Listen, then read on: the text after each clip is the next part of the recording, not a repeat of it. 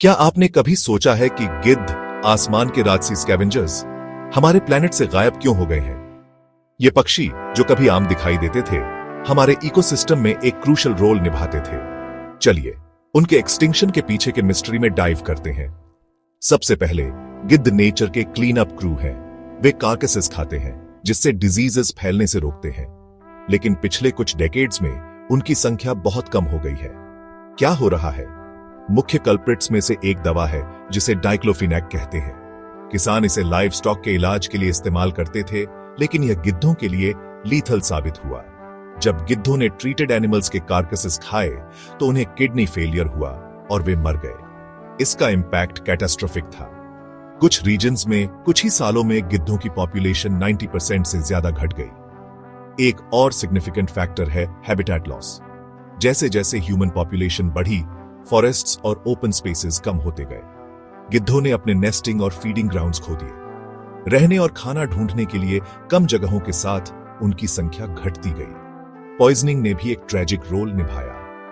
कुछ मामलों में शेर या सियार जैसे प्रेडेटर्स को मारने के लिए कार्कसेस को जानबूझकर जहर दिया गया था। दुर्भाग्य से गिद्ध अनजाने में विक्टिम्स बन गए। वे इन पॉइजन्ड कार्कसेस को खाते थे और ड्रोव्स में मर जाते थे। क्लाइमेट चेंज को भी नजरअंदाज नहीं किया जा सकता। बदलते वेदर पैटर्न्स ने फूड अवेलेबिलिटी और नेस्टिंग साइट्स को प्रभावित किया। पहले से ही संघर्ष कर रहे गिद्धों के लिए सर्वाइव करना और भी मुश्किल हो गया। लेकिन होप है। कॉन्जर्वेशनिस्ट्स इन इनक्रेडिबल बर्ड्स को बचाने के लिए टायरलेसली काम कर रहे हैं। ब्रीडिंग प्रोग्राम्स, हैबिटेट रेस्टोरेशन और हार्मफुल ड्रग्स पर स्ट्रिक्टर रेगुलेशंस ने प्रॉमिसिंग रिजल्ट्स दिखाए हैं।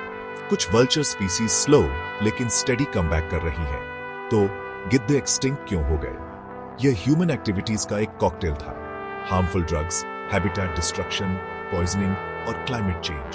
फिर भी कंटिन्यूड एफर्ट से हम यह इंश्योर कर सकते हैं कि ये वाइटल बर्ड्स हमारे आसमान में एक बार फिर ऊंची उड़ान भरे। याद रखें, हर स्पीसीज वेब ऑफ लाइफ में एक रोल निभाती है। गिद्धों की रक्षा करने का मतलब है अपने खुद के फ्यूचर की भी रक्षा करना। देखने के लिए धन्यवाद। अगर आपको यह वीडियो इंफॉर्मेटिव लगा तो लाइक, शेयर और सब्सक्राइब करना न भूलें। चलिए वर्ड फैलाते हैं और गिद्धों को ब्रिंक से वापस लाने में मदद करते हैं। अगली बार मिलते हैं।